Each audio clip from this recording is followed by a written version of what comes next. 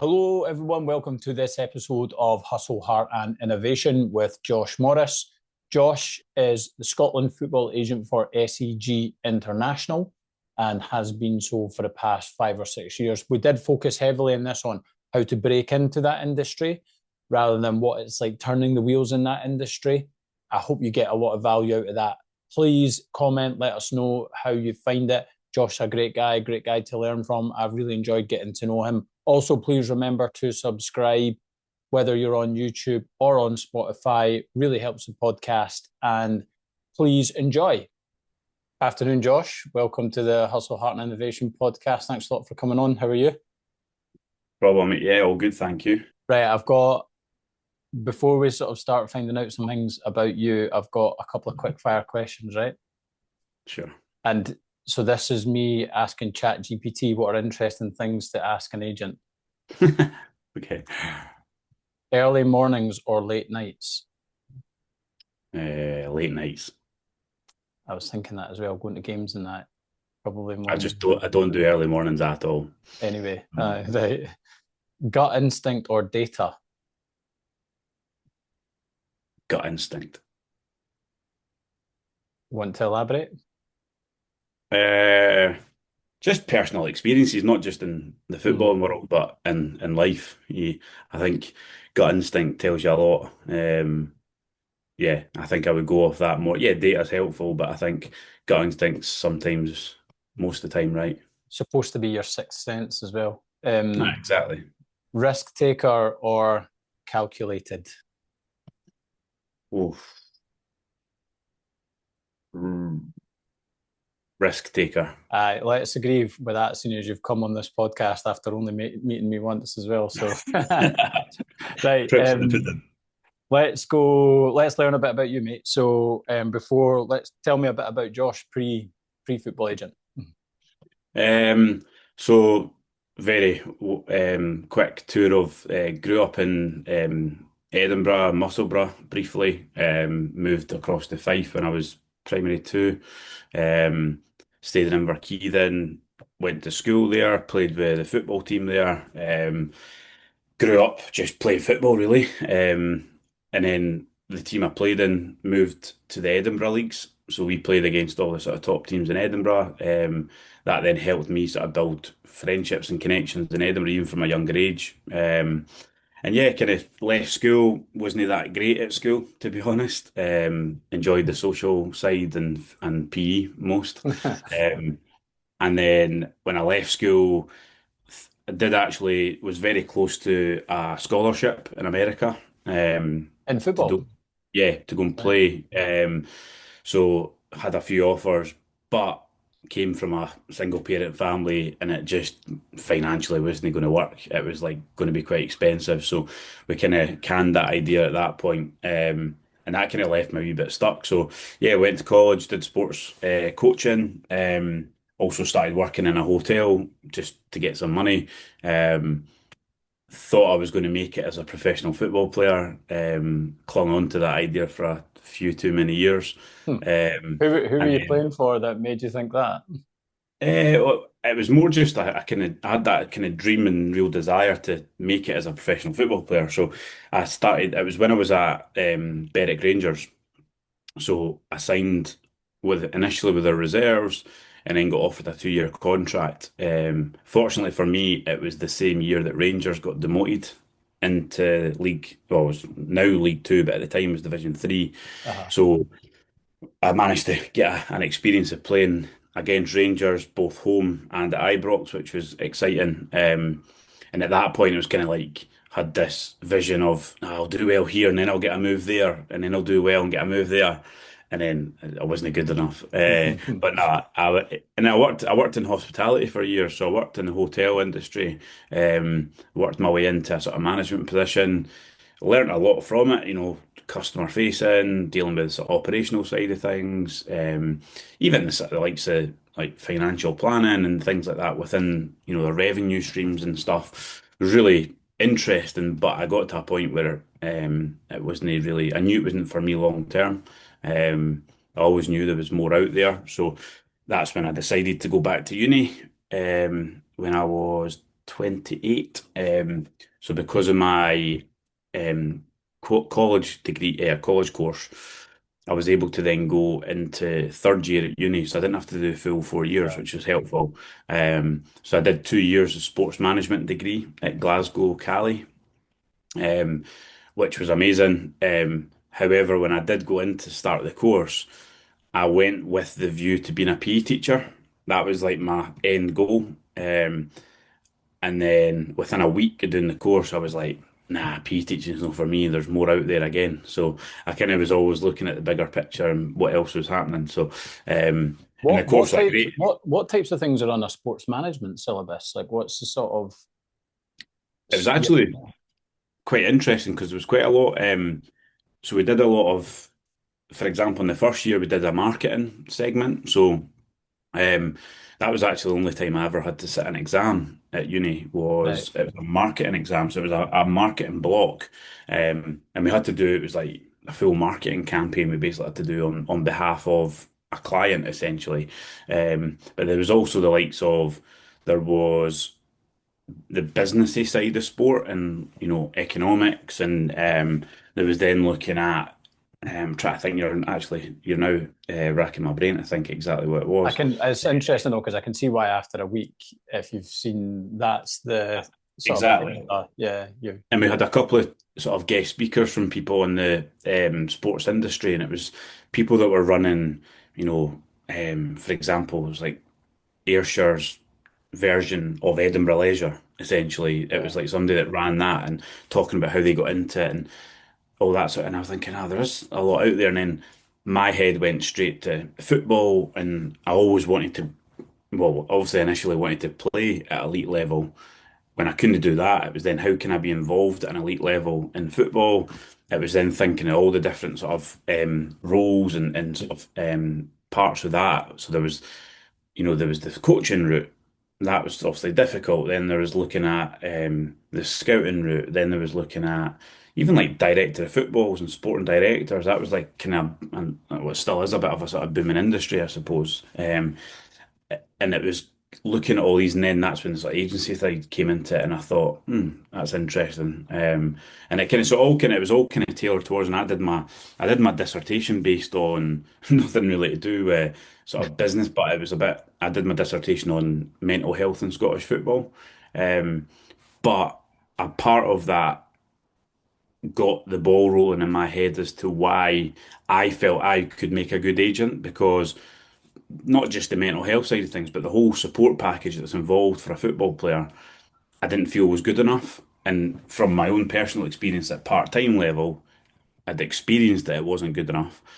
And then I was like, well, how can I take what I'm good at into and support players further, and also make a career for yourself? So that's where the kind of agency side came from, which was then tied back to what I studied and what I found out that players sometimes just didn't have. And a lot of them, I did a lot of interviews and questionnaires and stuff, and there was a lot of feedback about there was just that lack of general support. And I just felt like there was a wee sort of niche in the market as to how to maybe improve that from an agency side. Aye, brilliant. So, see, when you say lack of support, and I'm linking this to the fact you said mental health, do you mean Yeah. players are saying there's a lack of like emotional support or networks that allow support or support that then help you think about further education or like what's the actual I mean, underlying theme? it could be like all of that, to be fair. Right. But in certain cases, I mean, some of the interviews we did, there was, a lot of chat about if a player, for example, suffered from poor mental health, could they feel confident to go to their manager to say, I'm having a bit of a tough time now? Now, would that manager then think, oh, he's not good to me because he's in a bad place? Or actually realise football's the only thing that's keeping him on the straight and narrow and keeping him going? So I need to play him and give him more confidence, more help, and more support. It was that sort of, it was like a two-way, it was like, you can either do this or do that. And players felt like there was no in between and no real support. So there was that side of it. And then there was just the general sort of like, when it comes to decision making, um, I mean, you could put this in any walk of life. Everybody's got their own little support network. Sometimes some people have got a big support network. They've got a mum, a dad, an auntie, an uncle, friends, all in that support network. Whereas other people maybe, I'm thinking, maybe have no parents, for example, or no grandparents, or no aunties, uncles, maybe only one person in their life, and it's just providing that wee bit extra support, I guess, from that point of view. Yeah. Yeah, no, that's quite fascinating. And even so, trying to think of the players I know, I don't think they feel generally comfortable using many people other than other players as their support network quite a lot of the time. So you quickly discounted in your little segment there, coaching, scouting, director of football, and then felt like what's the right way of thinking about it? Why did you discount them, or what attracted you more to the agency aspect once you sort of looked at the Yeah, job? I think for example, the coaching route in Scotland, it, it's not the easiest industry to get into. Everybody, lots of people want to be coaches, but one, the amount of jobs that are out there is difficult. Two, the financials involved, not just I don't just mean salary. Sometimes the salary is quite low in general, but also the qualifications that you need to pay for to get into a salaried position, it doesn't quite add up. So for me, long term, it didn't really look a viable option.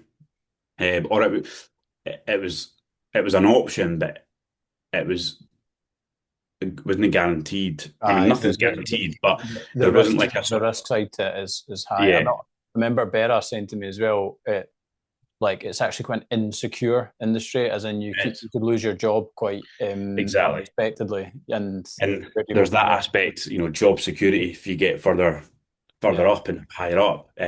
So that was that. And then the sort of scouting route was like, yeah, and that's where the scouting route kind of fed into the agency side of things. But I think the director of football and stuff kind of seemed to, I suppose what I'm doing now could support that in the future potentially, but longer down the line, and who knows where that leads. But I think it was all just about, well, what was I good at? It was like dealing with people, and what I felt like I could bring to it was being honest, transparent, hardworking, and generally quite likable from what I've been told. But it was all these things put together that I felt like was a good mix for that sort of agency side of things. And it was more just a bit of research to think, I heard of people being an agent, but it was like, how do you actually get into that? Everybody hears of, oh, they're an agent, but how do you get into it and what's the route? So I just started doing a little bit of research and then kind of gradually didn't fall into it. I did a bit of, I had to reach out to a lot of people and have a lot of conversations, but it then just, yeah, it kind of one thing, it led to another and it snowballed into what it is today. see, I remember you saying previously that, and I think you undersold this. You were like, "Oh, I just randomly emailed the 10 biggest agencies in order to." Do you want to tell us how you then, Yeah, so turned I it was into from actually thought to Yeah, application I to? remember sitting in a class at uni, and I was doing a bit of research. The class was quite boring, so I was kind of doing something I shouldn't have been doing, and I was just researching stuff about the agency, and I found an article, and it was the Forbes magazine, obviously one of the biggest magazines in the world. They had done an article about the top 10 sports agencies in the world. So I kind of had a read at it, and I was looking through, and I basically just like drafted a sort of email with a CV, sort of cover letter type thing, sent it to all 10. I just found an email address, sent it off. And there was a lot of the time I didn't hear anything for a wee while. And I got two responses. I got one, I can't remember which agency it was. One of them said, keep an eye on our jobs board. That's where we'll put any vacancies up. Um, and then the next one was actually from SEG, and it was from the managing director at the time who reached out to me personally and said, great profile. We're actually looking to grow in the UK and in Scotland in particular. Let's have a chat. And it kind of just led into, we had a Zoom call like this. He was based in our main office over in Amsterdam. So we had a Zoom call, and then it kind of just led into, yeah, starting the collaboration and partnership working with him. Yeah, brilliant. So when you say you had to do an application of some sorts, and he said, "Oh, profile we're looking for," Yeah. What are the sort of skills and qualifications that you'd say are prerequisites for starting out and then enduring, throughout being an agent? So you must have had to write something that said, I am good at this and Yeah. I've got that. I think a big thing for me was I've had not since I've had to look back and think about it. It was actually I think that the sports management degree was a big one. Was it was exactly the kind of the degree and subject that went hand in hand with that role. So that was a big one in terms of that sort of academic pooling and saying, you are qualified by a degree to do that. And then it was on top of that using like my own personal experiences of jobs that I'd been in, whether it was customer facing, people facing. Yeah. Um, I guess there's like, that customer experience and satisfaction service side of things. But then more so was probably, although it wasn't an illustrious career, I think my football career certainly had a part to play in the fact that I had quite a lot of appearances within Scotland at a lower level part time across, various different teams, and I was able to evidence the network that, without even thinking about it, the network you already had. And that was quite evident as well. And when you speak to people that football is actually, although it's a global game, it is quite a small world. In that sense that, you speak to so and so and they know somebody, but you also know them as well. And if you bring that even to Scotland, it's even smaller. Yeah. And Yeah. everybody kind of has you're only probably two or three people away from people at the very Maybe, top, maybe, yeah, maybe even less than that. Yeah. Well, So that exactly. it's interesting as you were sort of talking at the start and you were mentioning your hospitality industry aspects. I had written down like customer as in like client led relationship management and Yeah. then the sports degree. So almost sounds like without realizing it, you've kind of designed like, and obviously your football career that you said you've designed like a really good starting point. Yeah. So that is what it is at this stage. So a starting point.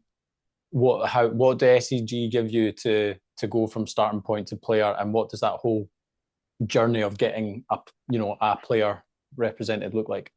So initially, what they did, give a bit of context as well. When I first started working on behalf with SEG, it was right in the middle of COVID. So it was August 2020. So you couldn't even leave the house. You couldn't go to football games. You couldn't go for a coffee. You couldn't do anything. So, but in hindsight, probably helped me in a way because it let me really try to like do the sort of research and sort of marketing side of things. So SEG gives you their whole sort of brand to use. They've obviously got a huge client list. They've got the branding, the marketing, sort of profile to use that I was able to then lean on and create a bit of a profile for myself in Scotland because it was, I was the only person. It was brand new, no clients. SEG don't just hand you clients and say, you know, here's your client list, go and work with them. You have to go out yourself. So they did a sort of induction program as well. So they taught you a little bit about, yeah, the industry, the roles, the particular roles of being an agent. It's not just everybody thinks being an agent is being an agent, but actually, when you delve into it, there's the club agent, there's a player agent, there's a service agent, all these different roles and what that took and what that needed, sorry, for each role. And it was just general support to get up and running. And then it was down to you, really, hard work to get out and go and get clients. There is obviously bringing it to a point of signing clients, there's the identification process, the talent ID in a sense. That's where the scouting comes in. Like you need to have an idea of the kind of player that you want to sign. Um, that's set a little bit by SEG in terms of the profile, which then helps you narrow it down. And then it's about just getting out, and that's where your own talking about earlier about gut instinct, your eye for talent, but sometimes more importantly is what other people think of that player. So the clubs, scouts, other people within football, what's their perception of a player? Because you can go to a game, watch a player, he can score a hat trick, and you're like, what a player he is, I'm signing him. You find out the next day that the club are like, he's never done that in 3 years, and we're actually releasing him. that's a sort of small caveat that you've got to be aware of. It's, you can't just go off one game. You've got to do your own sort of due diligence, etc., along the way. So that's the kind of process and how SEG support you along the way. But I didn't actually realize you would have got as much. I think there's probably more to it than you said as well, like structured training as such from But that. yeah, And I guess that's probably one of the big benefits of going with an agency rather than just trying to use your own network and see if you can start representing players. exactly. And I think that I've always said that if I tried to do that alone and start up afresh individually, like a one-man band, I wouldn't be doing it anymore because you'd have just hit too many barriers. You would have it'd been a non-starter. But having a massive global company behind you to support you, not just in terms of their name, but actually having somebody phoning you, being like, "How are you getting on? How's things? Do you need Yeah. anything from us? Can we help in any way?" I know there's been various different examples of how they've supported, and so yeah, there was the overall sort of training and induction process, and the fact that you were coming on as a bit of a sort of trainee, like junior agent, really supported and helped you feel part of it, and feel like there was a sort of a network to lean on as well for advice and things, which you still do from a day to day even now. Even with all that, you've still got to, like you said, you don't get a client list handed to you and it's like Yeah. representing players now. That'll be great. It does sound quite good that they give you um, almost like a segment in a profile to say that these are what SEG. This is the sort of profile of player SEG like to target. Try and think about navigating your geographical area with this. You still have to then go and do that. What was that like for the first time, and how did you feel when you actually managed to get a player to believe in you being their agent as well? I think that well, that's the difficult thing. Trying to get clients when you don't have clients yourself is the hardest thing. That's like, how do you get clients if you don't have clients? You need clients to get clients, but if you've not got any, Yeah, yeah. it's like it's really tricky. So it's just believing in what you're saying and believing in what you're doing, and it's being visible, it's being at games, it's building relationships. That's one thing. The biggest learning thing that I took from the initial stages was it's all about relationships. Yes, there's the football aspect and there's the contracts and there's this and there's that. It all comes down to people, and it's somebody believing in you. If you're believing in them and they like you and you like them, and there's a good sort of relationship there, and um, you know, a bit of a marriage. To be fair, that's what you're wanting and that's what you need. Whereas I think initially I was purely coming at it from a sort of transactional, like, Mm. you know, I'll represent you and I'll do this and that, and it was like you're messaging. I was messaging people that I knew, and that people were giving me numbers for people, and they were like, "Oh, thanks for the message, but nah, I'm all right," or "I've got someone," and it was just like, "Oh shit! Like, how does this work? Like, how does this change?" And then you start having to really buy into the fact that you need to build relationships to then get relationships and keep them. Yeah. And that was probably the biggest thing, the biggest learning curve, in terms of that aspect. It's interesting because you said when we mentioned coaching is a hard industry to break into. I think this sounds like a really hard industry to break into. Like, what you've got to get those relationships, keep those relationships. Then you've got to almost extract all the value out of that to then start getting players that want to speak to you, want to speak to you again, and then I'm assuming parents as well. You know what? That's not an easy grind. That is a grind. Yeah, I get it. It's funny because when you put it like that, it's probably is harder than the kind of coaching route, in a sense. But again, probably going back to me and what I felt like I could bring was all of these things I find quite natural and quite easy, and not easy, maybe easy is not maybe the right word, but So they're your personality type yeah, almost. that's what I feel like I can do well, and that's what my friends would say I can do well, and what family would say I can do well. So that was like, well, if I can go and do it, that'll be fine for me in a sense. And obviously it is tough, and there's also rejection along the way, and like you might lose out on things, and things don't work all the time, which is great. That's part of the learning. But the overall aspect of like relationship management, trust, like being there for people and being a people person, I feel like I can deliver that. So Mm. there was no pressure on that side of things. I suppose the pressure comes from other things within the role, but the initial and sort of setup, and then was it building, but then maintaining and retaining relationships is something that I find fairly straightforward to an extent, and something that I think's in my skill set. Yeah. So how much effort do you have to put in to sign in? Like I was going to say your first player, but it's any player really. Effort as in, how many hours think you've watched them play, how many Yeah. conversations do you think you've had with them and other people that are connected to their support network, like we were mentioning Mhm. earlier.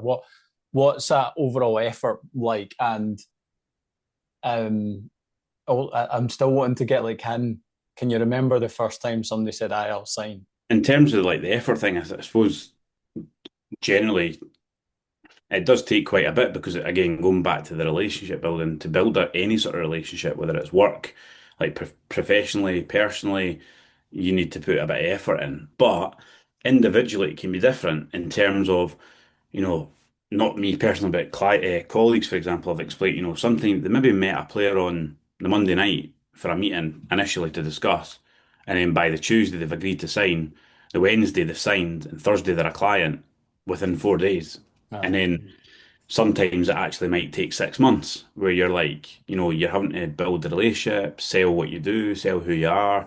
Them and maybe, they do their own due diligence and meet other agents and agencies and find out that you're the one that they want to sign with. And it takes a long sort of drawn out process. So it can be different from client to client and individually basis. But in general, it does take a bit of work. You need to be present. You can't do everything digitally or virtually. You've got to be at games. You've got to see them. You've got to build a relationship in person, whether it's over dinner or a coffee or a drink or whatever it may be. They've got to know who you are and see who you are rather than just WhatsApp messages back and forward. So there's that side of it. And in terms of like that satisfaction when that then pays off into becoming a client, like there's always you get that buzz and that adrenaline rush when somebody does agree because you feel like you're justified in the effort that you've put in. It works the other way as well though when you put the effort in things in and then they don't sign with you, which happens, that's part and parcel of it. That's like a real kick in the teeth. And that's something that I've had to probably deal with in terms of my personality. It doesn't deal too well with that. Like, I think, the world's ending. It's like, what have I done? Why am I not good enough? Not just enough, like agency sense in general, like what's going on? Whereas sometimes you've just got to kind of brush it off and take it for what it is and be like, right, okay, next and sort of remove the emotion from it slightly. But naturally, there is the emotion when you do sign a client because it is a buzz that you feel like you're justified and the effort you've put in. I think that taking rejection personally is quite a like natural human emotion, though, isn't it? So, what I know you've sort of mentioned to me before, you always look for feedback. If that happens, is that something that you're like comfortable doing, or do you actually feel like you I need think closure, or do you feel uncomfortable doing that as well? I think initially it was difficult and it was putting yourself out your comfort zone and slightly because then you're almost asking for like why you weren't good enough in a way and I just said it is natural to not like that but then I then quickly realized that you had to understand why they chose to go elsewhere more for your future development and another aspect as well is that you don't want to then burn bridges because of the nature of the game, something that maybe didn't work now, give 2, 4, 6 years down the line, it might come full circle again and actually they become a client at age 25, 26 because things haven't worked out. So you've got to continually be sort of, you can't, yeah, you're not going to like throw your toys at the pram, but you do need to kind of take it obviously like professionally and just accept it. And then the feedback then feeds into your own development of what you can do differently next time. Yeah. And Have if you read that book, Go for No, that sales book? It's like so I've the not actually not, I've heard about it though, but I've yeah. never actually read it. But What you're um, saying there's quite a lot of parallels to like in the, a lot of the reason like that you'll get rejection is because one, then you'll be able to sort of find success, but also when you do, it comes around. It's something you shouldn't see as a negative. You should live with well, and Yeah, and yeah, that's part of it, and it might even just it could be anything like losing out on a client maybe in the last 6 months or so that um you were really you built a really good relationship, but you were never ever going to win that client because that client and their family had a better relationship with somebody else that's been long standing outside of the football industry. So sometimes you've got to accept that, like, no matter what you did in that circumstance, you weren't going to sign that client at that time. And it's then just accepting that. But then that specific example, without naming names, is then the relationship supported me to sign more clients because of how well that relationship was. And they've given a good reference to be like, yeah, word of mouth in the dressing yeah. room, which is Although yeah, he's not our, he's not our agent. I'd give Josh a good reference and blah blah blah. So that's where you've yeah. still got So to believe in what you do and what you offer because it does come back. And that's where reputation's key. Whether you've worked with somebody personally as a client or not, your reputation still goes. How they spoke to you, and it's that age old one as well that people maybe don't necessarily remember what you say, but they remember how you make them feel. And that's a lot of the case that even in rejection, you have to take it on the chin and be like, no, all the best, wish you all the best for your career, like, let's keep in touch. And then it's like, oh, I expected him to go mental at me and fall out with me. And I've heard that happen in the past. Whereas you can't be like that because it does just come back to bite you, I think. yeah. See, in terms of the competition that's out there, so who you're getting rejected to, Yeah. what's that like in Scotland? Is it like lots of big agencies, lots of help me understand that a wee bit. Yeah, so I mean, if you look at the sort of Scottish market, there's a few. I mean, off the top of my head, there's two or three sort of other global agencies, if you will, that are probably on a par globally with SEG. And then bringing it into Scotland, there's also those that are quite powerful within the Scottish and the UK market as well. So because it's quite a growing industry as well. There's a lot more people getting involved and agencies starting from nothing or building themselves up or have been around for a while. Um, You mentioned the growing industry aspect of it, so that I think this links to something that somebody's put in. So they've Scottish players as a whole is becoming like a more of attractive market in the UK. yeah. And therefore that means hopefully there's going to be more opportunities for Scottish players. So firstly for elite players to move to England, and then if they move, there's more room, for other players in Scotland to get the higher levels.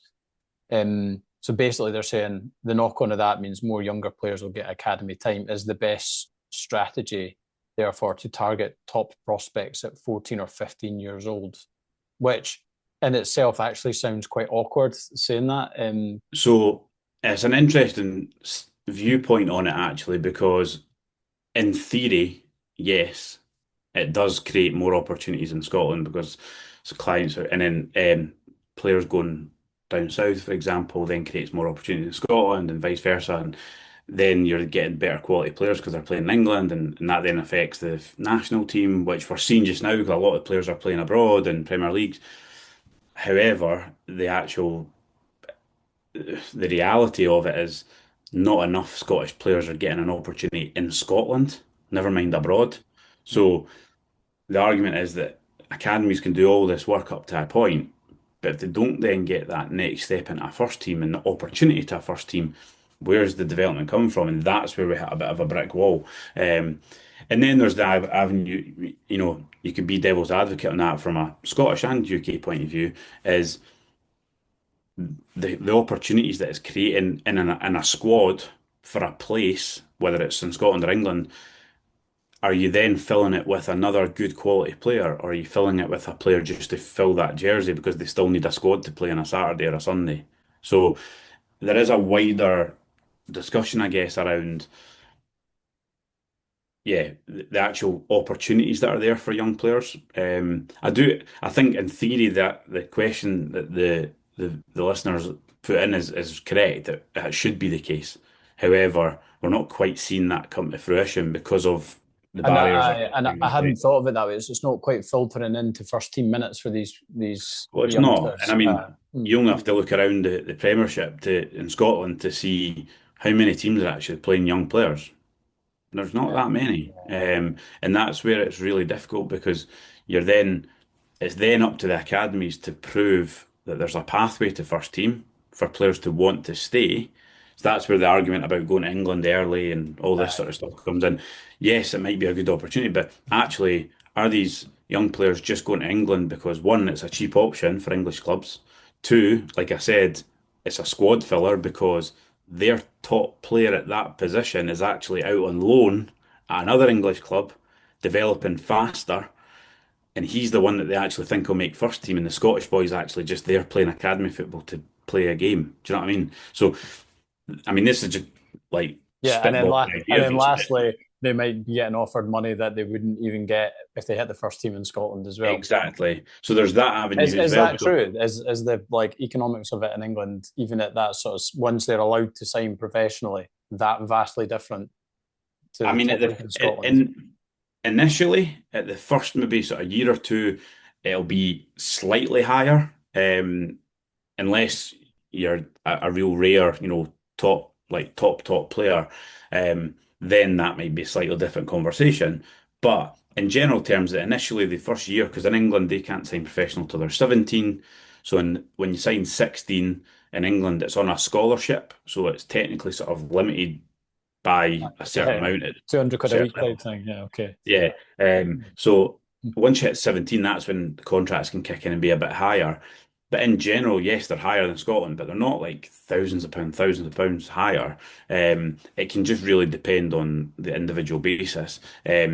Obviously, the higher up the ages you go, that's when the financials can get a bit bigger. It's more so in terms of the transfer fee ability of English clubs to just buy Scottish players for what a Scottish club thinks is a lot of money. For English clubs, it's just pocket change. And that's the difficulty that Scottish clubs have. And that again goes back to that argument about if Scottish clubs want to keep their Scottish talents, they have to provide the pathway to first team quicker or make it easier. Um, again, I'm a big believer that in Scottish football there should be a rule, whether it may be quite an extreme rule, but you have to play at least one under 21 player in every starting 11 in the Premier League. I'm trying to work out if that's Josh the fan or the agent that was talking today. Well, I mean, to be fair, it's both because it's uh, both to be fair, because I think as an agent, I would love to see, especially some of our younger clients, have those first team opportunities more, but obviously earlier. Obviously, they have to be good enough, but you have to trust the process that they're going to be. Um, but then as a fan as well, you want like you want to see your club have like a wee wonder kid. Do you know what I mean? Like that's yeah, like yeah, everybody buzzes off it, and it's like, ah, look at this guy. They might be a fan of that club as well, and it's like, oh, he's a boyhood supporter, and he's now playing for his boyhood club. Everybody loves that in football, whether you're a Celtic fan, Hearts fan, Alloa fan, like it doesn't matter. Everybody wants to see young players get a chance. And I think it's kind of, yeah, it's few and far between at the moment, which is quite difficult to see at times. yeah. So see, like going by your social media, you've got Sandilands. Yeah. Who's he on loan to again? He's at Montrose this year. Montrose. Yeah. So just give me a flavour of everything we've just discussed is a bit of a backdrop, but what at that stage are you just thinking first team football is right for him? Let's find him a loan. Do the clubs kick that off? How does that all sort of? So, I mean, it all comes from conversations and understanding where we're at. And you've got to obviously have a bit of a plan as well for the future as to what does that client and that individual need to then go and have a good career. So, Callum's, for example, and he won't mind me sharing this either, but he had an amazing 2.5 years at the B team with Hearts, which is non-league in Scotland, but at 16, 17, 18 years old, you're playing against men. It's a good Yeah, learning curve. He had an amazing 2.5 years, and his numbers, like goals, assists from midfield, was ridiculously good, but still hadn't played any senior football in a professional league, in a professional team. So for his development and for his profile, he needed to add first team minutes to his profile. Now, you could argue any first team minutes to a point would have been good, but then it was a point, well, where can we strategically get you, a good loan that will be beneficial for you? And then it was conversations with the club to what they thought, and I had because that's the thing as well. People think that it's agents that create moves all the time. It's not a lot of the time. It's actually clubs speak to each other as well, and that's that I think people forget is Mm. there's clubs speak to other clubs, club coaches speak to other managers, and vice versa. Agents do get involved, yes, and are important. So then it was finding out from Hearts what they felt was the best step. They didn't feel that League Two was a good option because playing in the Lowland League in Scotland, there wasn't that much difference between League Two and the Lowland League, Type of which football has obviously got its sort of limitations there as well. Yeah, for that exactly. position. So, Yeah. for that, it was like, well, that's valid. So then it was like, right, Championship League One, and then it was about, how many minutes is he actually going to get? And that's where you start speaking to clubs and finding out what their thoughts are and how they see him fitting in. And then Montrose just seemed like a really really good fit because how they played, what they were looking for, and also what was really important in Montrose was their track record for loan players. If you go back for the last 4 or 5 years, they've had Lyle Cameron, they've had Uh, Luke Graham, they've had, try to think of other boys, Mockery from Dundee United, they've had, Miller Thompson from, so there's a track record of them taking full-time players to a part-time level, playing them if they perform, them performing and then them going back to their clubs and kicking on and doing well. So all that came into it for us with Callum, where he's now played well over 3,000 first team minutes. that's brilliant for his career in that specific example. One thing you mentioned there I find quite interesting. So you said if they perform, Yeah, um, do things like set minutes or playing time get put into loan deals? there certainly can be caveats to that, and whether the structure of the financials on the deal can be heavily linked to playing time. Right. Okay. I.e., if they play a certain percentage of games, you only pay us this much, but if they don't, you have to pay us more. So You your know, loan fees like staggered. there could Okay. be it could be a particular loan deal might just be you're paying this percentage of his salary for the duration and that's it.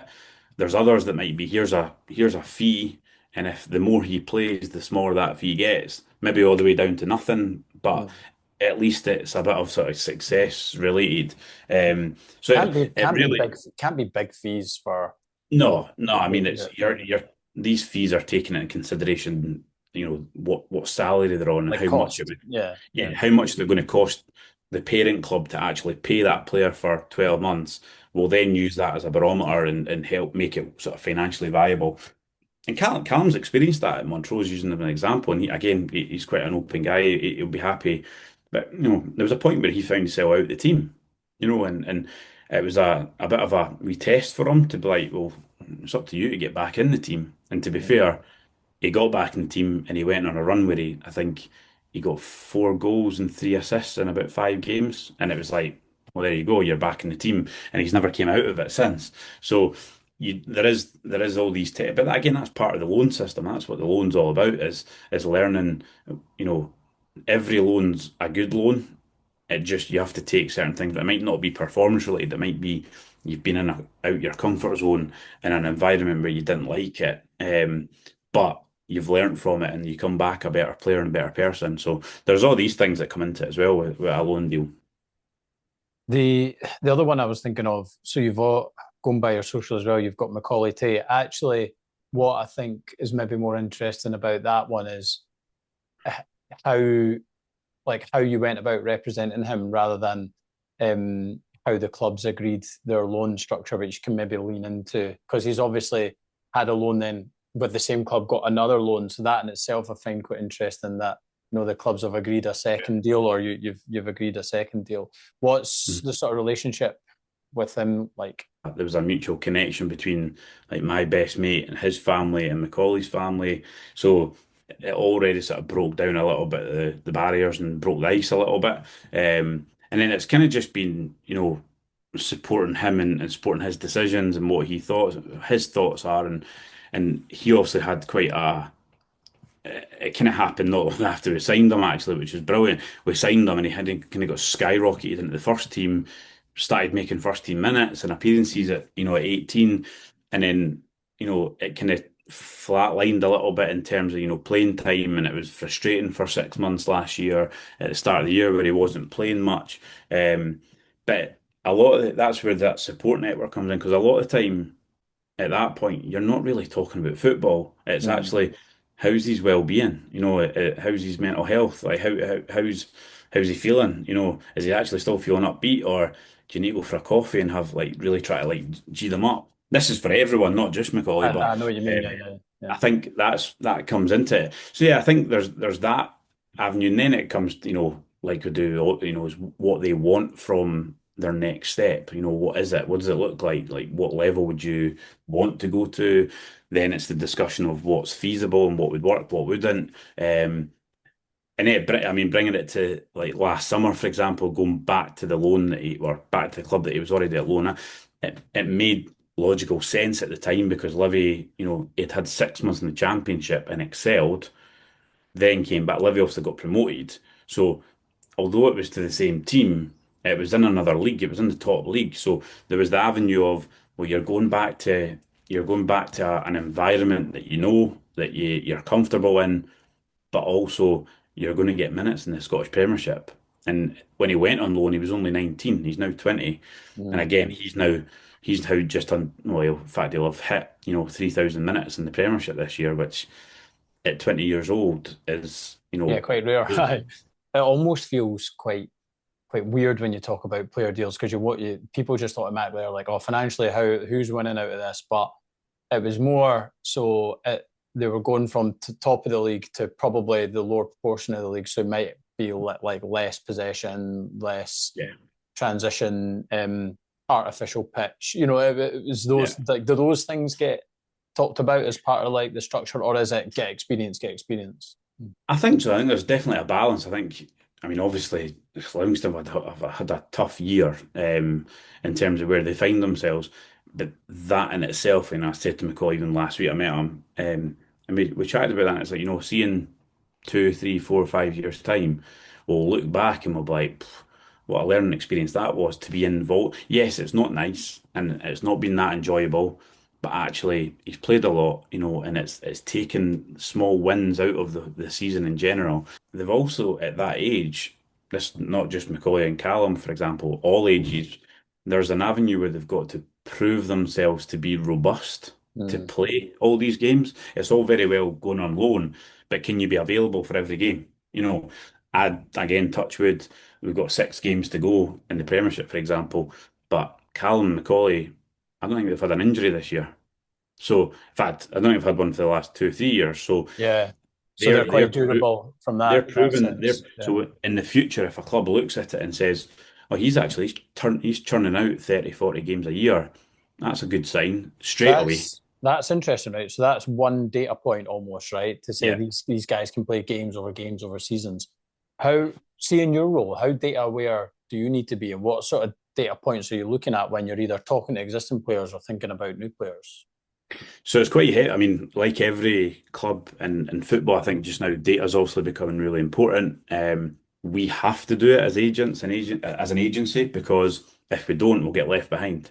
Now, obviously, it's really hard initially with younger players because there's only so much data you can actually capture. Mm. But for example, when you're trying to profile a player, whether he's a current client or you're trying to get a new client, we use various different sites that all the clubs will use as well, whether it's StatsBomb, Y Scout, there's there's Lab Corner, all these different variations of different types of data.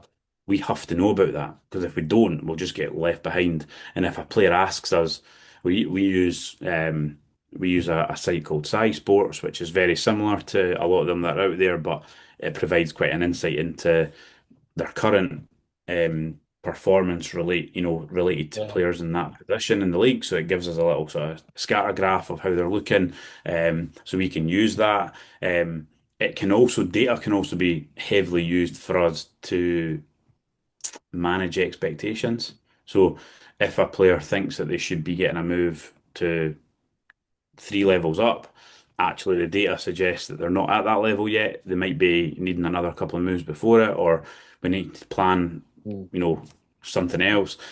Data can inform and help us because it's Yeah. not then us killing a dream. It's actually, the data is actually backing us up here that we need to Yeah. maybe improve on these first before then we try and get you to Real Madrid. It's That's that sort of fascinating, but I in never thought between. about it in that way because what I was going to ask you is, does it help you then with contract negotiations with the clubs? Not almost like contract negotiation with the player, wrong phrase, but you know what I mean. So Well, yeah, it can because then, we can actively, tools that we have, we can actively compare. So, although we'd never use it in the public domain, but we could actively say, right, well, you want to sell Josh Morris, or you're trying to give him a new contract, but you're not giving him what but actually, Josh, compared to your other three strikers, outperforms them. So where's the value in the contract you've offered? Or vice versa, it could be, you're trying to another club's trying to sign him, and you can use that as leverage. So data can be used because you can use it's a good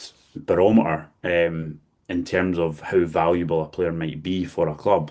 Um, absolutely, yeah, but it's definitely, I think, and it's not taken over in terms of, again, it's never going to be, data's not going to make decisions for you, but it can certainly paint a wee bit of a picture and give you an idea, and give you a bit of a roadmap as to maybe what the next steps are based on data. Now, data can also be taken out of context as well. And I think that's huge as well, that although, like, use Macaulay, for example, it's been a tough season.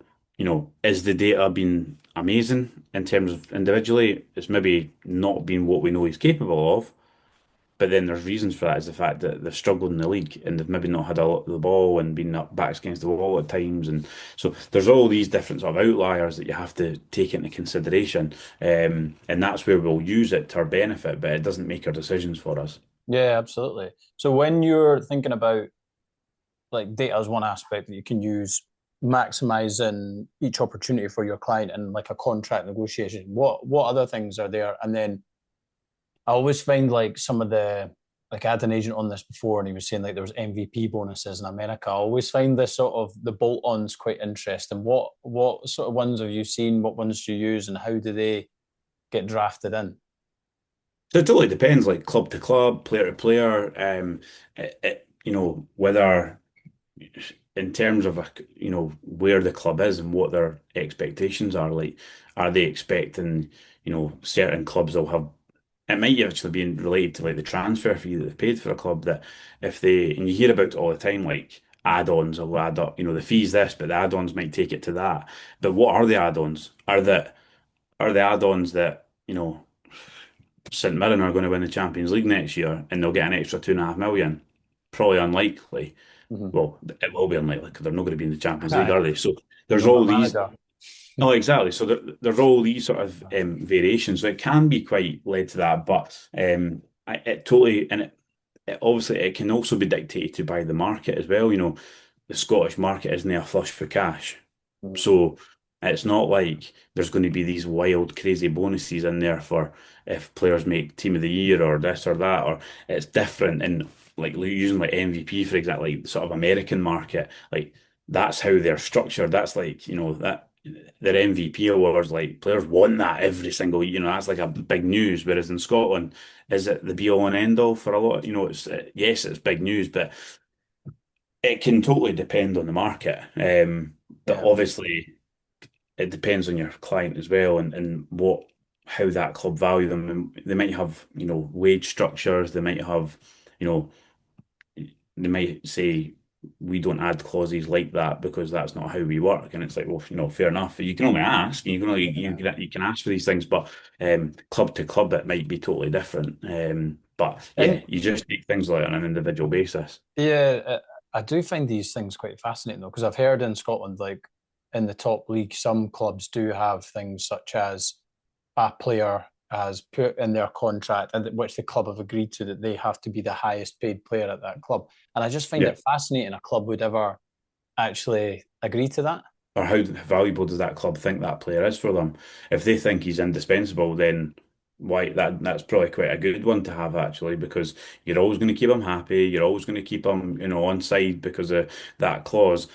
But then there's the other argument of if a year or 2 years down the line they're maybe not quite performing how they were, and they That's want it. It they seems like want there's a to. financial risk for the club there Well, from there is yeah. that, for example, that doesn't just dictate one or two players' contracts. That could be in 2 years' time, a player comes in and he hits the ground running, and his contract's only a 1 year deal, and you need to give him a new deal. He wants to be the highest paid, but then you've also got another player that needs to be the highest paid. So it's not just one wage going up; it's two wages, and then it's a hell of a lot that's going up. So there's all these And then different. the rest of our squad that know that that's happening. So I find that so interesting. Yeah, and that's what, that clubs nowadays tend to have, structures in place where, there's, you're the younger players, you've then got, Yeah. mid to low level, mid level up to high level, and they get that, it's not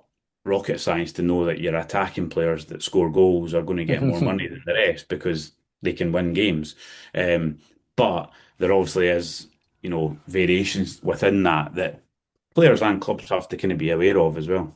So right. So for you making money out of, as in like, how does the agency industry get paid? Right. This, I know this isn't the league we're talking about, but this graphic I sent you the other day, Premier League Yeah. 25-26 agency fees, Chelsea £65 million, right?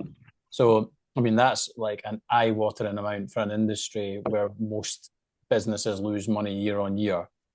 How is it? It's commission on the value of a player's contract. Is that right? Yeah, predominantly, yeah. The sort of basic level is it's a percentage of the basic salary. There also might be other clauses for other payments, like, if a team wins a league or if they get promoted or things like that. But the basic general level is a base percentage of that So, salary. so right. So you like the agency industry can put clauses in to say, right, okay, and then if we've got you this player and they win the league or this, then another percentage of salary, that type of thing is yeah, okay. Kind Um, of, yeah, and that's where obviously within wage, if there's like wage rises year on year, the commission obviously can increases with that. yeah, But yeah. that's where, it's sometimes linked to maybe success or performance, and you need a bit of luck as well along the way. Which is fine. Yeah.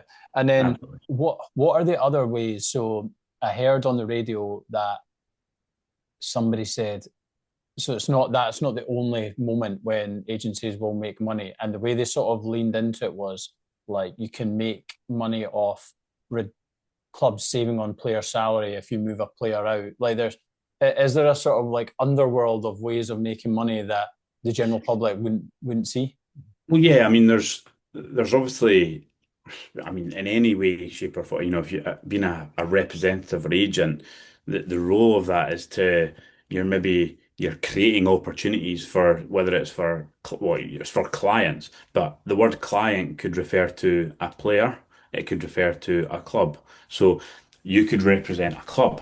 For example, a club could say, could you help us move player A because Got you, we need to got try you. and get him off the wage budget, or actually we want to try and maximize how much money we can make from this player. Could you support us? And then that's when there might be a mandate involved where the club, you sign it with the club, so it's, exclusive that if you get player A a move, there could be this payment for you because of that happening. There's nothing underworld about it or sort of dark, or it's not, under I the know table. underworld But was the wrong. I know what you mean though, but It's like an it's all, unknown yeah, world. it's all above board, but that's how it works. And again, going right back to something we spoke about at the start, it comes to relationships. Like Mm. if a club like you and respect what you do, and understand how you work and like you and want to work with you, there's obviously avenues to then create, you can create opportunities for the clubs as well as players. It might be it works together that you have a player that they want, or a club might also say, We really want this player. You don't represent him, but can you make it happen?" And again, you're being that middleman that, you're pulling all parties together. You can also be involved in things a bit wider than that as well. So there's loads of different examples on how it can work. It's quite interesting, because honestly, I feel like I've learned so much in this hour. And what I've started to write down now is the all the different skills you need are way more than what you mentioned at the start. So it's like negotiationship, that's not even a phrase, negotiation, relationship management, commercial acumen, sales, personal brand. Like there's it's like skill upon skill upon skill, Yeah. which is just it's brilliant. Right, so we've hit an hour and I've not even asked you half the stuff I was going to ask you. So let's do a couple of quick ones on. I think this one's quite interesting. So somebody mentioned this to me, which is why it's in here. So within Scotland and Europe, we've seen players be comfortable running their contracts down over the past few years. Mhm. That obviously carries like opportunity and risk. Do you think there's a reason we're seeing that trend and why players are feel more secure in doing that? Now, obviously, it's only the players that are having good seasons that tend to be doing it, or a good couple of seasons that tend to be doing that. But the bolt-on question to it is somebody sent me a stat before this saying the average length of contract is coming down as well. Mhm. So, you used to see 5 year, 4 year Yeah. sort of, you're now seeing like 2 and 3. Well, it's a few different avenues, angles of that, sorry.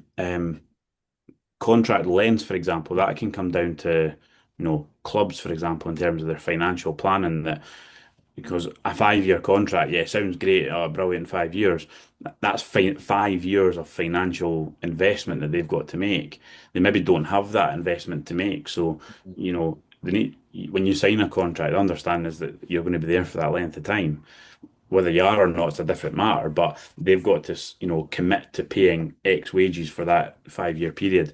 I think the lower you come down, and again, even using my own examples when I was, non-league League Two, like it was just 1 year deals Yeah. continuously. That's it, all everybody signed, and that's why people would jump club to club because they'd sign a year, then maybe the manager moved to another club, he would take you with him, and you would jump about, and that's how it worked. But I think going back to the sort of trend of players maybe at all levels doing that, I suppose it's maybe just, I don't think there's maybe a particular reason. It could even just be down to like players having a bit more confidence in their ability that if I run this down, I'll get something else. So I think there is that, balancing act of like, well, I'll see what comes at the end of my contract. Um, Obviously as well, what I'd add into that back to the financial side from a club point of view, not a lot of clubs out with some of your English clubs actually have money to spend on players, like Yeah. fees. Yeah. So they might say to an agent, by the way, I really like Josh Morris, but we can't buy him this year. So you need to wait till summer when his contract runs out.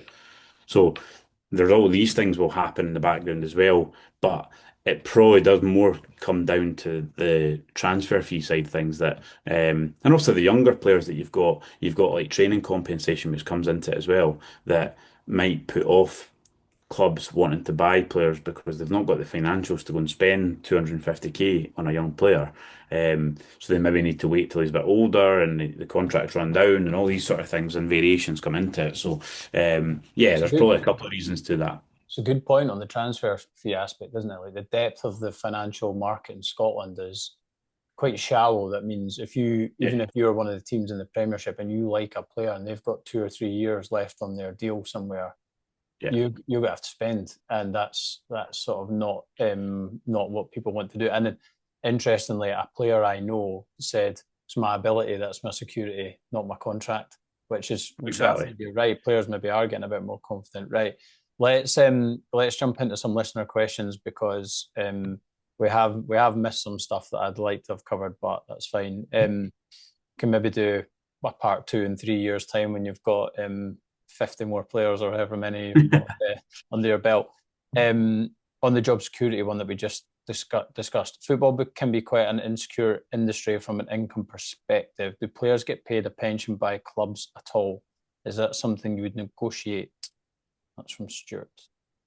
So we wouldn't get involved in that side of things. That's more of a, well, especially now in Scotland and the UK, it's a kind of legal, it's a legal aspect that Mm. an employer must offer a pension, for their employees. So there'll be the sort of natural club pension or set up, whatever that is. It'll be different from club to club. Um, Obviously, from an agent's point of view, what we will do and what I do to players at all ages is can signpost and recommend external people that are financial Advisors. advisors Yeah. to, especially younger players that, if you're earning this contract, you probably should be looking after your future a bit and maybe putting a wee bit extra in your pension. It's not for me to tell them. I can point them to the right people to talk about that. But there is that angle That's of it. But that's that's a what I sort of heard when I saw that question is like help them with like Yeah, where but to get then advice. yeah, but then clubs will naturally have pension. They all do. I Yeah. mean, you can opt. I think it's an they do it from a kind of. I think in Scotland Opt it's like in, an opt out. opt out. Yeah. Yeah, it's Yeah. an opt out process. So you're enrolled until you say you don't want to be. So at least you are getting a little bit. Right, this one's anonymous. In representation agreements, do they cover all commercial income for players? So I think that means if you're getting like book deals and Mhm. other aspects like that. It can do, yeah. Most of them cover that because you're representing that client in a deal, whether it's with a club or a brand or whatever it may be. So it would include all aspects of it within that time frame. But yeah, it would just be a sort of separate clause that, hopefully we're at a point where you're discussing commercial deals, but we would obviously be helpful and Yeah. negotiate that for you. So yeah, definitely be involved in that. All right, this one's from Steph, which who I don't know, but I quite like this one. What's the equivalent of negotiating a contract in a normal person's career? Now, given you've had a normal person's career as well as a football agent, what do you think the parallels are there? Um, I suppose the most obvious one to make it more relevant is if you're going to a car showroom and you're looking for a car. Yes, the price might say this, but I'm paying for it monthly on a PCP or whatever, and this is my budget. And the guy will come back and be like, "Hey, I know your budget. You said 300 a month, but I can get you this car for whatever, but it's going to be 320." You might say, well, my budget's 300. So you're negotiating that and you're kind of, do you stand firm and say, I'm not going above 300? Do you meet halfway and go 310? Do you feel like you've beat them because you get to, 35 or 305 or whatever? So I suppose that's like a relevant one that there's a little bit of leeway. I wouldn't, you're obviously, you can't really go to Tesco and negotiate your weekly shop, but yeah, there's, when there's a sort of sale like that, Uh, whether it's a car, whether it's, I'm trying to think of other examples like that. is actually it's interesting you went there with it because I was thinking more like if you were going for a promotion, how you would sort of Well, say to your boss, right, or whoever, this is what I've delivered based on these data points, that yeah, therefore you I'm could the in that, person for the job. Mhm. yeah, in that angle as well. I guess that it would depend on your industry, your sector, like, Mm. or is there a budget there to increase? For example, I've had experience working within the third sector with charities and things, and it's like there's no negotiation with that because a charity has what a charity has, and they're not pulling the wool over anyone's eyes. Uh, It's they're all struggling for funding, so somebody doing the same job's not getting 5% more. They're getting the same as you because that's what it is. Whereas if you're working in a big corporate global company, and you it's go a for a lot less promotion, flat. Yeah, I know what you mean. exactly, it might be like, well, for me to go to somewhere else, you can get if you give me an extra 5-10% or whatever. So there is that side of it as well, but it probably depends more on the sector and industry. But yeah, that's probably quite a good parallel as well, to be fair. But yeah, probably the car one, maybe more so because it's kind of like a transactional thing where Uh, it's like you're buying something, where it's like whether it's a club buying a player and you're doing the club and player side. So yeah, there's kind of, I suppose you could even throw in the mix of that as even more so with the car one, because if you're doing a part exchange and you're using your car to As leverage collateral, a better yeah. deal. Aye. You know, they're like, "Oh, I'll give you 10 grand for your car," and you're like, oh, "Can you not give me 11 grand for it?" And then that'll bring down that wage, and then it's the two-way side of negotiating. I guess that's probably the most likely one I would use in terms of That's interesting. And then like they'll hit you with the add-on bonuses of the insurance and the exactly. So and all yeah, that. there's always Aye. I mean, Aye. it's never going to be a like for like, but that's maybe Aye. the closest that you'll get. Um, there's so two more things I want to ask you. When we met before, you mentioned that so I'm thinking about your stakeholder map and the relationship management you've got, right? So you were saying you were trying to get um I can't remember what team it was, but the manager, you're trying to meet him for a coffee and he'd replied saying I will catch up soon. And then the sporting director as well. What's your agenda when you meet these people for a coffee in these positions? Is it purely for like relationship building, or do you have like a this is what I'd like to I, discuss? I think again, it depends on which stage the relationship's at. Is it quite early on where you're still trying to get to know each other a little bit? Or, for example, this time of year, it's also coming up to summer, so we're having a lot of meetings with people, and it's discussing like, well, what you're looking for in the summer. Here's who we've got available. Are you interested? So there is like a let's talk through options. But it could be as upfront as saying, right, I've got these clients. What do you think? It again depends on maybe the role of the person you're meeting. But if it's a manager, in this day and age, a manager doesn't really make decisions on contracts, Mm, really. In mm, most clubs, yes, they have a say in terms of I like them, play them, or whatever, but you're maybe getting opinion on that side of things. And I think the good thing with that is if a manager then moves club, you've then got the relationship that if they go to a bigger club, a bigger budget, and they know what you can offer players wise and network wise, it's then going to enhance your offering to them. So then they can then, I actually really like this guy, but at my last club I couldn't afford him, but now I can. mm, And it's like, happens all the time where we'll get phone calls, a Premiership manager phoning me in January, panicking because one of their players just got an injury for the rest of the season that rules them out and he needs a replacement that week. And it's like, I'll phone Josh because I know he works with SEG and they've got good players.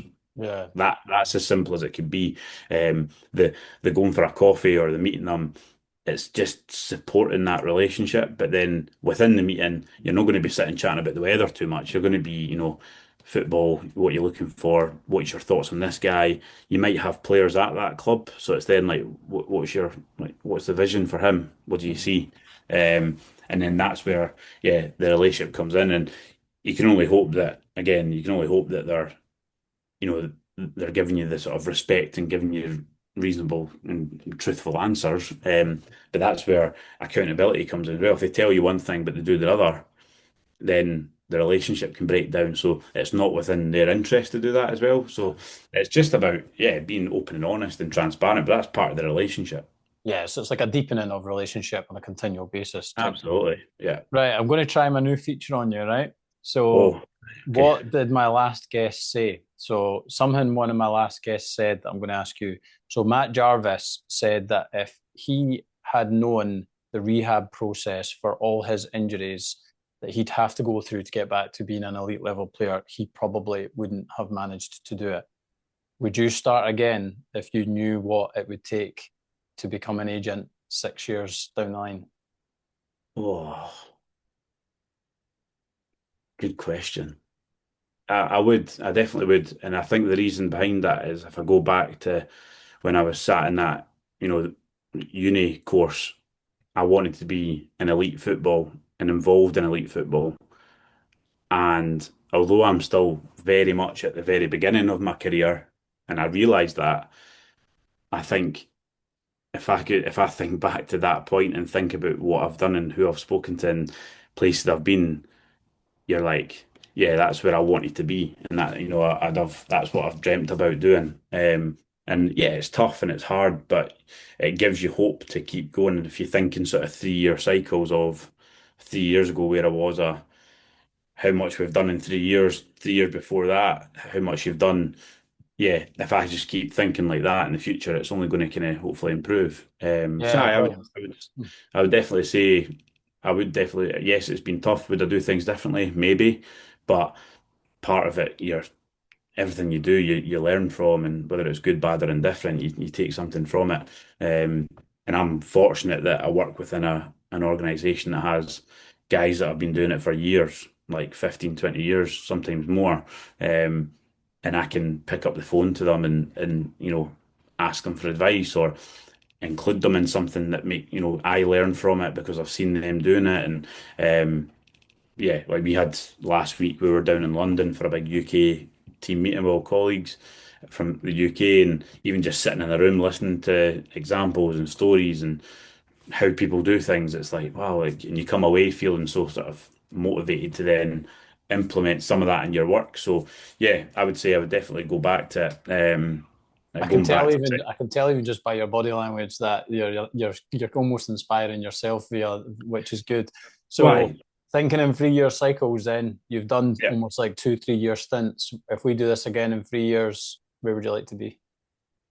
I think just not just sort of, the easy one to say, oh, like have more deals and do, I think just increase our client profile that we've got. We're adding year on year to it in Scotland and further afield, but continually to add good quality players to that. Hopefully by that point you're then, I think 3 years, maybe let's go for it, be bold. 3 years time, why not have a player in the Scottish national team that you Mm, represent?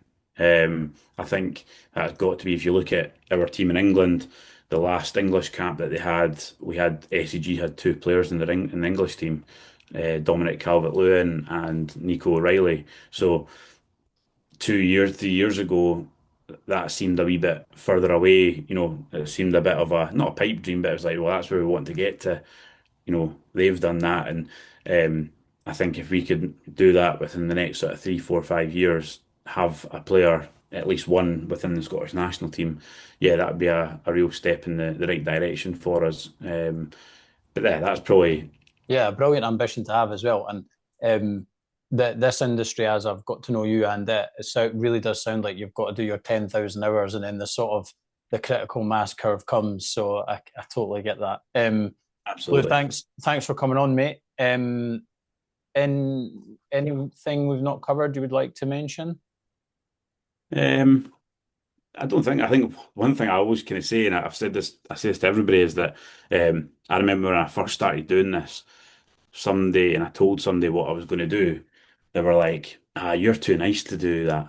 And I was like, "What do you mean?" Right. And he said, "You're too nice. You're too nice to be a football agent." And I was like, I got, I don't get angry a lot, but I got quite kind of my back up a bit. I said, "How come?" And he was like, "Well, you need to be a bit nasty. You need to be this. You need to be that." And I kind of just threw it back and I was like, well, that's exactly why I want to do it because why doesn't that mean that you'd be a good agent? That would mean you're a good agent. Being a good person, you're too nice. That should be a good thing. And I think that was in the first 6 months when I started doing it. And I've clung on to that every single, I still remember where I was when he told me, he said it. And I've used that as like my selling point is, well, Mm. what that should mean I was a good agent. And And you I still think feel that like that now? Mm. yeah, absolutely. Yeah, 'cause Yeah, that's me. That's yeah, part of my values that yeah, everybody's different and everybody's going to have different skill sets, but part of me being me is that, and I think that's what I think I can offer to clients and why I feel like people want to work for, with us and with me yeah, is because of that. So that's something I've clung to that, you know, you can be a nice guy and work in football and work as a football agent because that's what I've built my career on so far. So I know it's early days, but that's something I just always think is worth mentioning because people might think they've not got the right mindset or the right personality to do something. Then, why not? Change yeah, the mold, be different. yeah, yeah. So you can be a nice person in the agent world, which is a lovely way to close. Absolutely. So brilliant. Thanks a lot for coming on, mate. Really No appreciate that. worries. Thanks, mate.